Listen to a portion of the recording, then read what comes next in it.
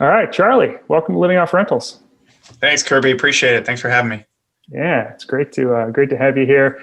And just by way of quick introduction for those who don't know Charlie, so Charlie is a pretty accomplished real estate investor, and he's also a licensed realtor with eXp Realty.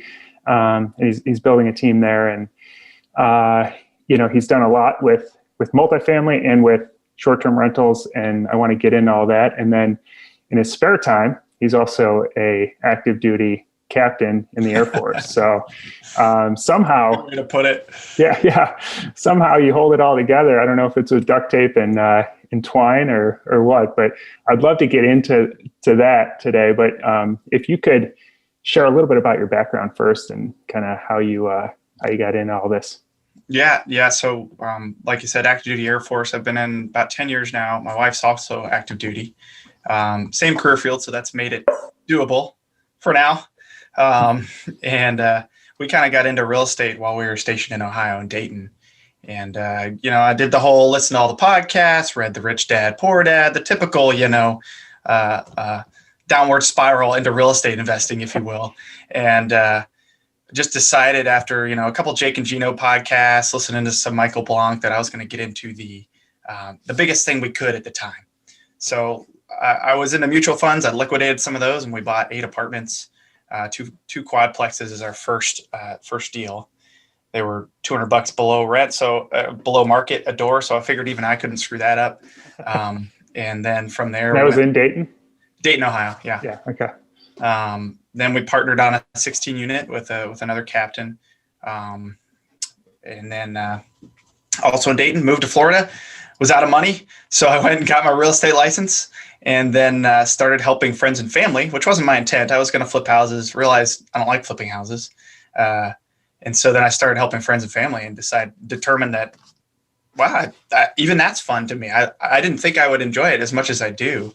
And so I've been scaling that up. I've been building a team. I recently got into short-term rentals, and now we're actually kind of going all in on short-term rentals to kind of maximize cash flow by self-managing. So that's a long-winded way. I mean, I've gotten into just an LP on a 200-unit syndication in Columbus. I'm a partner on a Birmingham short-term rental now. And then we're under contract on one in Nashville. We're trying to get under contract on one in Georgia. So we're kind of expanding our short-term rental portfolio there. But that's the gist. Nice. Yeah, we were talking before we jumped on here about how I think there's a lot of similarities or parallels between our paths and some of the realizations that we've had along the way, and where our focus is. And so I want to get into the real estate stuff, but first I want to talk a little bit about just life and how you balance all this. I know that you're also a father and a husband, and so how do you manage the full-time gig, all the different investing deals and partnerships, and also being a dad at the same time? Like, how do you balance it? Yeah, it's a challenge, man. I'm not gonna lie. It's certainly a challenge.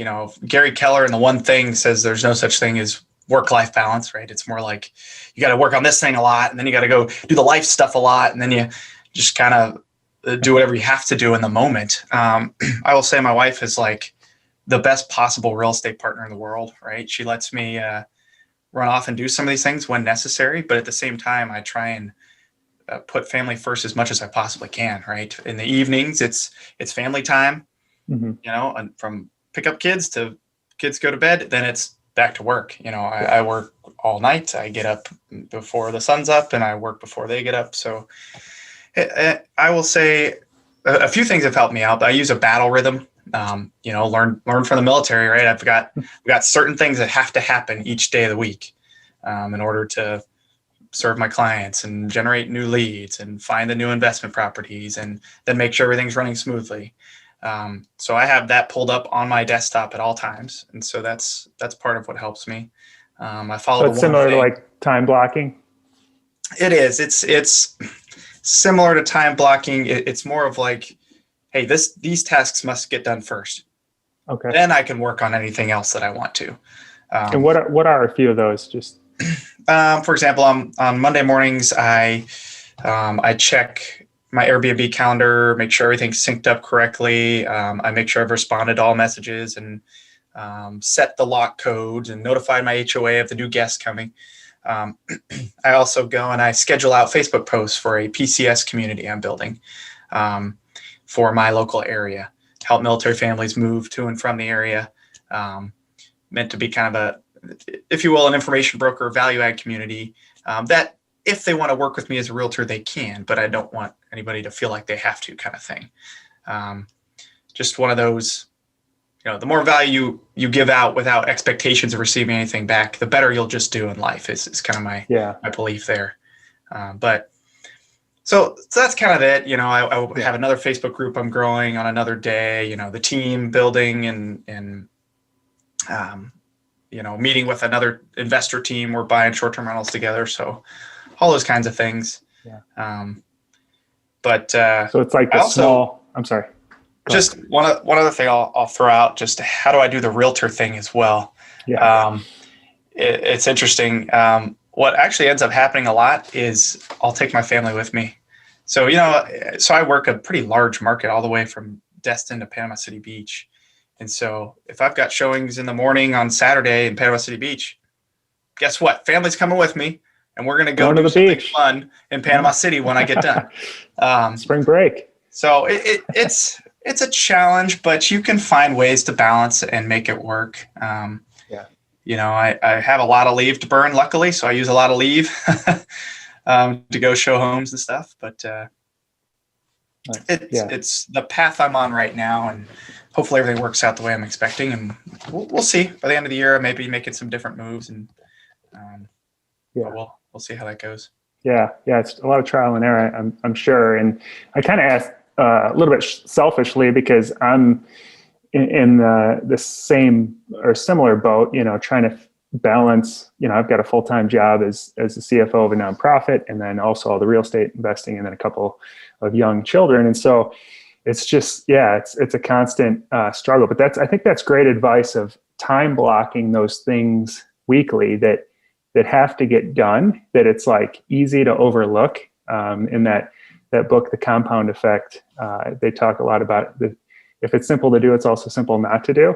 And those are the things that are always like the most important. Like, you should drink water throughout the day, but it's simple to do. It's also simple not to do. And it makes a big impact, And so, you said The Compound Effect?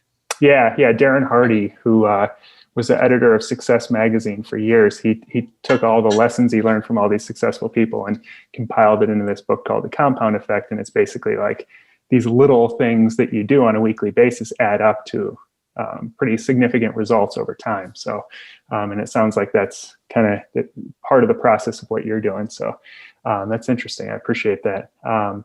So I always like to start off with kind of the end in mind too, when I'm thinking about putting in effort into something or taking on, a new investment or whatever. It's not something I've always done, but I've learned to do it a lot more. So what's your ultimate goal with real estate investing? Like, has it become more cash flow, or are you looking to get to a certain point where you're FIRE, where you're financially independent and you can retire early, or how do you look at it? I mean, I'd like to say, the financial independence thing would be great, but I just don't know what I'd do if I couldn't have a hustle every day. Like it's just how I'm built. I mean, it would be nice to not have to hustle 16 hours a day. So hoping to get to that point in the near future. I mean, I would have to consider leaving the military to make that happen, I think. But in the short term, my goal is to kind of maximize cash flow from non-commission sources, so not my agent commission, but from other sources, from Airbnb for the most part, from an agent team. And then that will kind of allow me to make easier decisions here. So I've been making a lot of big moves end of last year through the rest of this year. It should be pretty apparent that'll help me make some decisions at the end of this year, the end of my commitment, and see where we're at and where we can go. So right now it's maximizing cash flow. I'm okay with giving up a little bit of my time to do that. So people are like, oh, real estate, you get into it for the passivity. Well, even the long-term stuff isn't passive. So Yeah. I kind of found that, I spent a lot of time, even when I had a manager of our 24 units, right? I spent a lot of time bugging the PM. Hey, how come this? Hey, why not this? Hey, why aren't these filled? Right? Man, that's not passive at all. And I found that with a short-term rental, it only takes me an hour a week to self-manage it from 7 hours away. So, but I can get a lot more cash flow from it. So we're kind of we're going to leverage that strategy here in the near term in order to give up a little more time, a couple hours a week to self-manage these things that I can then continue to systematize and hire VAs for, and in order to maximize our cash flow in the short term. But long term, I just really love people and real estate. That's it. Those are my passions in life. Okay, that's what it comes down to. And so everything I'm going to do is going to be centered around that, whether it's just partnering with more people and doing more real estate deals, whether it's continuing to scale a real estate team, helping other agents succeed is fun too. So I don't know, that just gets me going. It doesn't feel like work to me. So I'm always going to be doing something like that, I think. Yeah. Hopefully that answered that question, but Yeah, it did. And yeah, I think the only real passive investment is clicking a button and buying an index fund, really, or maybe setting up an auto withdrawal to an index fund. Maybe that's fully passive, but real estate, I don't think there's any version of real estate that's fully passive. There's some that are more than others for sure, but it's a good point you bring up. So you started off with multifamily as a first investment, which isn't typical, I would say. Like most people probably start with small single families and kind of graduate up. So what was the thought process behind that? And then why have you kind of transitioned into other things rather than just staying there in multifamily? Yeah, so I mean, everything I read and every time I ran the numbers, it just seemed like the scale was faster on multifamily. And then the value add piece was really awesome, right? So that's what we did on both of the sets of units we bought. We added value to them. We increased the rents. We increased the occupancy. We reduced the expenses, which created all this phantom equity, right? And so doing that really set us up to potentially now roll that into a few Airbnbs and totally replace my income this year by the end of the year. Without that, I'm not sure I would have gotten there. The single family thing just didn't really get me excited, just like I was big into mutual funds. And then I was like, man, 10% a year, I'm just kind of bored now. So we actually didn't have our first single family rental until we moved out of our house down the street on Thanksgiving of this past year and moved into this house. So that one's now a rental, but with this market, if those renters move out, we're probably going to sell and buy another Airbnb. Yeah, I started for the opportunity to scale in multifamily. I think that's still true. It's a little pricey right now with everything going on to get into multifamily. And what was why are we transitioning to short term? Was that the second? Yeah, I guess, I mean, because it seems like most people graduate to multifamily and then they typically stay there and they don't do much of anything else. So it seems like you're still continuing to diversify in other stuff. Yeah. So what we've realized is with not a lot of work, we could self-manage. And on short-term rentals, it's 20 to 30% for a manager, right? Off the top. Well, I could do that for an hour a week and a few tools. I don't see the need for a manager, right? And this was all by mistake, honestly. We went and bought a short-term rental by Disney because we were going to use it. We're like, hey, we'll break even. We'll get to take the family to Disney. It's going to be great. And it's like printing money. And that's it's still a depressed market right now. It's just that somehow I read one book, followed the procedures, and now we're booked solid when everyone else in that community isn't. So I didn't invent anything new. Optimize My B&B. Okay. I have that one on my phone right here, actually, on audio. Yeah. It's not going to help you buy a short-term rental, but it will help you figure out how to manage it easily. But so we kind of just learned over the end of last year, hey, this could work. We started looking into more and more, and now we're trying to pick up some bigger ones that will cash flow more. I mean, so we're transitioning out of multifamily into short-term rental for a time. I still personally believe multifamily is probably the safest investment vehicle ever. But my needs right now, I'm willing to hustle to offset some of that risk. And, I've got that 16 unit in Dayton. I mean, it's performing now, but like I can go buy one townhome in Nashville that will make more money and have fewer expenses. So Wow. it's like, there's more headaches that come with the 16 unit. There's different headaches that come with a short-term rental, right? Mm-hmm. But we're kind of willing to do that right now to just make those moves. That'll be better for us family-wise and increase cash flow and kind of justify making some other career moves. So yeah, nice. So you mentioned that 16 unit adding value and creating a bunch of equity that kind of set you up for these other deals. Can you go through like an overview of that deal, like how the numbers worked on it and what you did to it? Yeah. So we purchased these two properties, kind of C-class areas, Dayton, Ohio. A lot of subsidized tenants, which turns out during COVID was a great thing. We paid about $425 for the package. Like I said, there was a lot of vacancy. There were active leaks in some of the units, a leak through the roof, all this kind of crazy stuff. Mm-hmm. A totaled car in the yard. It was just one of those like, scares a lot of people.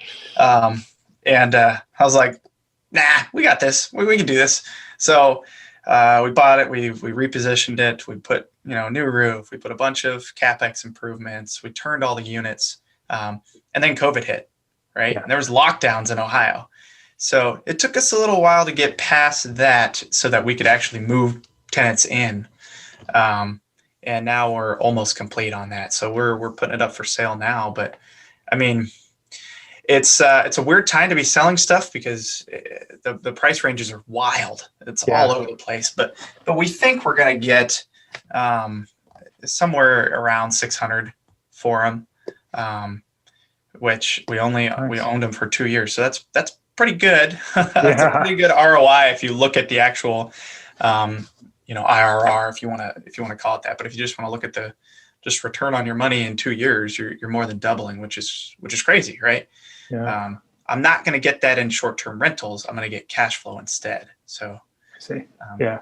So you were able to finance it though, even with the vacancies and stuff up front. Yeah, I had used a local credit union on the 8 units I bought. I didn't need to. I could have used 2 conventional loans, which would have resulted in higher cash flow. So I will say the lending terms are not great on multifamily sub $1 million loan size. But if you build relationships and you have kind of confidence in what you're doing, then a lot of local banks will work with you. Because we had done that 8 units with them, they then were okay with financing the 16. So that relationship panned out. But a 20-year amortization is not going to cash flow well, even on a great day. We're still doing a little more than $100 a door. That's okay. Yeah. But I still want to scale faster. So so we're making some moves to do that. And then I will certainly be back. I'm going to be buying multifamily later to kind of offset risk and build that portfolio at a later point. Yeah, it's interesting. So, because I think sometimes people get into real estate investing and they kind of think of just deals as being the same or having the same type of outcomes. And so it sounds like, this was a little bit lower cash flow, but you're able to optimize it and create a bunch of equity. But if we compare that then to your short-term rental in Orlando, so how does what do the numbers look like on that, and what's the differences there? Well, I'll give you a little pro tip. Here's how I figured out that it would work in Orlando. And this is also by accident. I found the best Airbnb in the community I was looking at. I sent the lady a message, and then she called me, and we talked for like an hour and a half.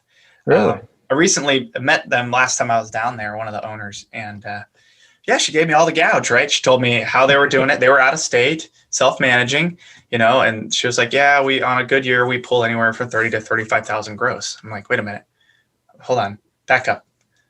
And I only have to pay 170,000 for this property. She's like, yeah. I'm like, well, okay, that should make sense. And I'm like, well, maybe after COVID we'll break even. Yeah. And so we went for it, and it's doing pretty well. It's cash flowing, about, it depends on the month, and it's hard to say exactly because it keeps going up, right? You have this kind of startup period with Airbnb where you have to go low so you can get ratings, and it's starting to kind of scale up. But right now we're doing probably 500 a month in cash flow on that. Nice. Which we thought is pretty good because we thought we were going to break even. Yeah. That's kind of how we figured that one out. And I recommend anybody who's thinking about an Airbnb, go find one you like on Airbnb and reach out and see if they'll help you. A lot of times they're willing to. Yeah. That's good advice. Yeah. I'm standing in one of our Airbnbs right now. I think I fully agree with you. I think it's such a great strategy. And the cash flow is just off the charts compared to single family or not too many other investments I've found create this type of cash flow. And you can do it in affordable markets. Like you said, yours was 170. The properties I'm buying around here I'm buying them for less than 100 and then rehabbing a bunch of equity in, and then they cash flow really well too. So nice. I agree with you. I think, and I think now is such a great time to do it because when I tell people, they don't do what you just explained. Like they don't reach out to somebody who's actually doing it. I tell them about Airbnb and they're like, oh, I read on the news that people have parties there. And it doesn't sound like it would work in my area because who's going to want to visit my area? But they don't look at the comps on Airbnb and see, okay, this person has like 5 reviews from this past month of multiple days. Like it's actually renting out, and I can see what they're charging per night, and you can do the math pretty easily. So I think that's great advice. What's one of the biggest lessons you've learned from your experience in the short-term rentals? It's a very short experience, but I would say, leverage tools. I've got, I think 3 tools I'm using besides Airbnb that streamlines everything. The one thing I wish the guests would understand is when they get the email from my August lock to like save that code somewhere, they can't figure that out. So I have always had to manually set the door code to their phone number, which takes 5 seconds. Okay. But, I'm using Your Porter, I'm using Turnover B&B, I'm using Price Labs. Between those 3 things, man, there's not much. I answer a few questions and I accept bookings. That's it. That's all. Oh, and I changed the door code. So Your Porter is a management tool. Your Porter allows you to sync across multiple platforms, but I'm really only using it for the messaging, inquiry response, auto rating, that kind of thing. So, and then it does some little tweaks here and there to try and increase your visibility on Airbnb, and it gives you a ranking report. So all those tools are valuable enough for me to have it. Though I think Airbnb now does automated messaging too. I think that's a new feature. I think they just added that recently. And so then Turnover B&B is your cleaners? My cleaners, yeah. So I still recommend you go look them in the eye, right? And that's what we did. We had them clean for us while we were setting it up. And I think we got really lucky with them. But Turnover B&B lets you look at cleaners who are in their program and rate them and look at their ratings. Everything's negotiable. I've got, I think, the most expensive cleaner in our neighborhood, but they also do everything I wanted. Like we went and stayed in an Orlando Airbnb, and the owners wanted us to take all the trash out. Okay. They wanted all the dishes cleaned. Okay. That makes sense. But they left no soap. They left no dishwasher detergent. They left no trash bags. And soap, shampoo, those kind of things, that's kind of more optional, but the necessities to actually, put the house in the condition you want it in should be there. I didn't come to Orlando to go on a shopping trip. I came to Orlando to go to Disney. So I made sure, I was like, hey, if you're going to clean for me, you're going to stock all of these items. And they're like, we do that anyway. Okay, this is probably going to work. And so far it's been amazing. And they like send me an iPhone album of 20 pictures after every clean. They report how the place is. And yeah, it's $165 a clean, but the guests pay that. Yeah. And every single one of them has said the place is spotless. And that's what I want to hear. Turnover B&B. The other thing that it allows you to do is anytime a booking happens, all the cleaner picks it up, and I don't have to schedule them or anything. They auto accept the job and do the job and get out. So got it. It works really well. Nice. And then how do you use Smart B&B? Or I'm sorry, Price Labs. Yeah, Price Labs. I use it for pricing. So Price Labs, the founder used to work for one of the big airlines and did airline pricing, ticket pricing. He went and started Price Labs, and so I checked that tool out, and I'm using it like crazy. It allows me to do all sorts of really custom stuff. Like, hey, if you're doing a late booking or like way out there in the future, I'm not going to accept anything less than 5 days, right? Because I want to maximize those bookings in the future. But, if it's within 2 weeks, yeah, I'll take a 3-day booking to fill up the calendar, because that's what you want to do. You want that place to not be vacant.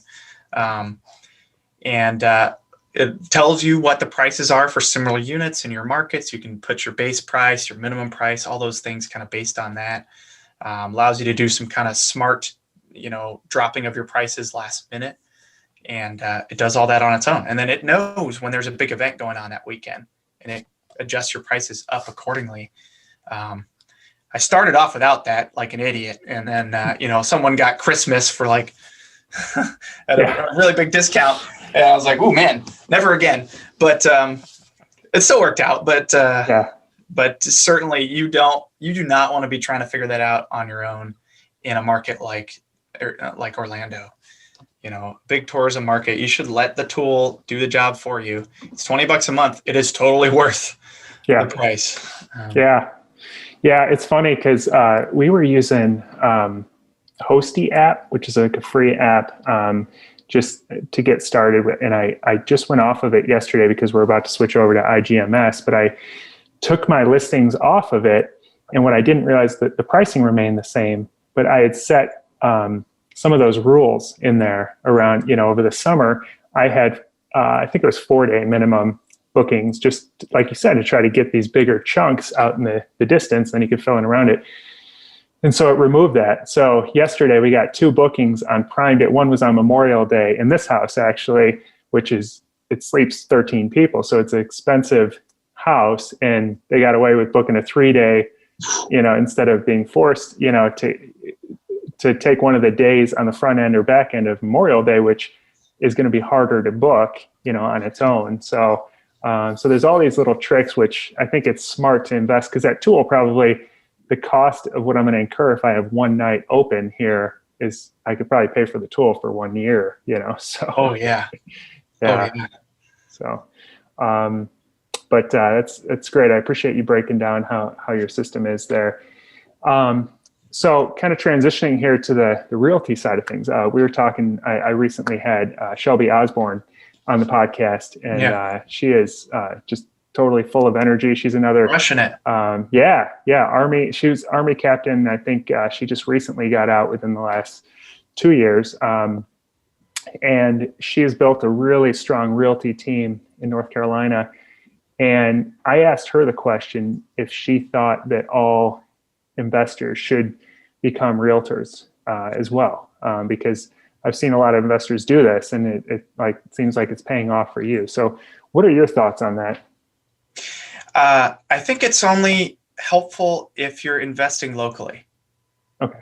That's my thoughts on that. You do not need a real estate license to be an investor. But I will say it has been totally eye-opening, starting with the investing thing, then getting my license. I will say I was guilty of poo-pooing real estate agents before I became one. It is no joke. It is no joke. It's a lot of work. And And people don't realize, they're like, oh man, that real estate agent's sucking me dry. They're getting 3% on that transaction. It's really not how it works. Not every listing is 3%. And then you pay some to your broker and then you incur other costs. So people really don't understand. And it's been very eye-opening. And now I know how terrible and needy I was as an investor. And it's been eye-opening trying to work for investors too, which is what I like. I like that because I like helping people achieve their goals too. But we investors are a needier breed for sure. Yeah.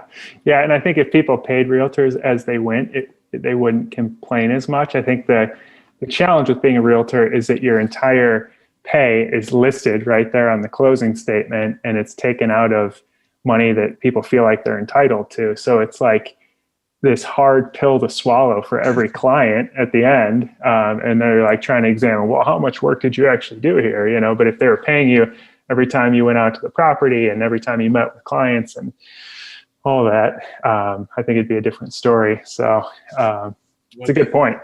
So what's your goal then with realty? You mentioned, are you building a team as well? And is that how like the model kind of works? Is like initially you start with yourself and then you build a team around you, and it, or what? I think that's a path for a lot of folks. I think for me, it makes a lot of sense. I like that kind of thing. I like building just building something. That's the entrepreneurial spirit, right? I like to build something. So I'm actually working on not really a local team thing, though I'm on a local team and I'm growing that as well. I like the team I'm on. So I don't want to compete with that, though I will kind of grow it for my team lead in a way.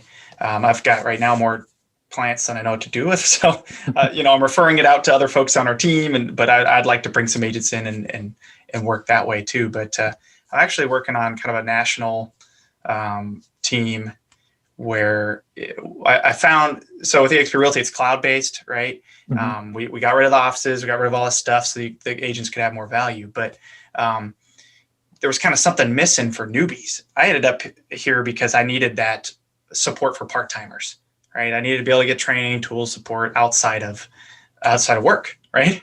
So that's why I ended up there. But then I kind of realized, hey, there's still a few weaknesses helping newbies and part-timers. So I'm working on creating resources, creating tools, helping with lead generation nationally, and kind of serving those agents who want to get started in real estate, but and want to maximize their returns, but need that extra support. So that's kind of where we're going with that. And that was kind of an underserved market. I think a lot of new agents get into real estate, no matter what brokerage they go to, and they just expect that, hey, I got my real estate license. Hey, I joined a broker. And then they're like, bring me the clients. Yeah. Like, no, that's still not how it works. Like, it doesn't matter where you go. You're either going to pay 50% of your commission for a team to give you usually leads, not even clients, or you're going to have to figure it out yourself, period. It's still, you're still building your own business regardless of where you end up. So a lot of us, including myself, don't realize that. And so I'm trying to kind of work on solving that problem, and helping people succeed that way. Cause that's also fun, right? When people start getting those wins, it's really just an awesome feeling. Yeah. It's like getting through basic training and showing up to your first unit and thinking you got it all figured out, right? It's like where it starts. You start building and start figuring out what to do. So that's a good point. I don't want to. I know you're very busy with all that you got going on, so I won't take up too much more of your time. But last question: so what's your best piece of advice for somebody who's maybe brand new, just wanting to get into real estate investing, and they hear this podcast? They need to go use all the free education out there. There's so much content available. Bigger Pockets is a great place to start. Podcasts like this are a perfect thing that you can consume while you're doing other activities, right? If you're not willing to go out there and get the free information, you're gonna have a tough time. You need to go out there, get the information, get educated, and then you have to actually do it, right? You're not going to know what it's like until you've done your first deal. You've got to figure out how to make that first deal happen. And then it just gets easier from there, right? Once you overcome those challenges the first time, it's never a challenge again, right? You know, oh, you bought a place and, oh man, the tenant moved out early and the place is trashed and all these other things. It's a frustration. It's a stressor the first time. But after that, the next time it's like, oh, we already did that. Call so-and-so, do this, get it turned. All right, let's list it. Let's get the tenant in there. And then those become small problems. Then you move on to the next bigger challenges to take on, right? But so I guess it would be get educated and then go do it, right? And that would be my advice. Nice. And you've got a blog yourself, right, where you share some of your experiences, right? Yeah, I have a couple. Yeah, so I guess the one I work on the most is agentwealthhustle.com, and that's just for helping real estate agents build more than just commissions, right? You know, you can go work for a commission till you die, but you have a license. You should invest in real estate, right? You should build a team. You should try and grow in multiple ways. And so that's what we're trying to teach there. Nice. So check out agentwealthhustle.com. What's another good way to reach out to you if people have any questions or want to maybe sell a house with you in Florida? Yeah, they can find me on Bigger Pockets. Just search Charlie Cameron. I'm a premium member there. They can shoot me an email, crushitwithcharlie@gmail.com, or Facebook, Crush It With Charlie, Instagram, Crush It With It. You can find me. You can find me if you know how to look. Nice. So good. Yeah. Good. Well, that's great. Yeah, if you're in the Florida area, maybe you're down there on Panama Beach for spring break, look up Charlie. It's a good short-term rental market. I will say that. You just got to have some good cleaners in place for that market. Right. But yeah, no, we'll really appreciate all your insight here. This has been really eye-opening and I think really insightful for this community, especially because I know there's a lot of military, a lot of veterans, and also just a lot of new real estate investors who want to get started and are probably inspired by all the things that you've done. So I really appreciate you coming on and taking the time today. Yeah, Kirby, likewise. Thank you for your time, man. Thank you for having me. I really appreciate it. Yeah, absolutely. We'll have to do it again soon. All righty.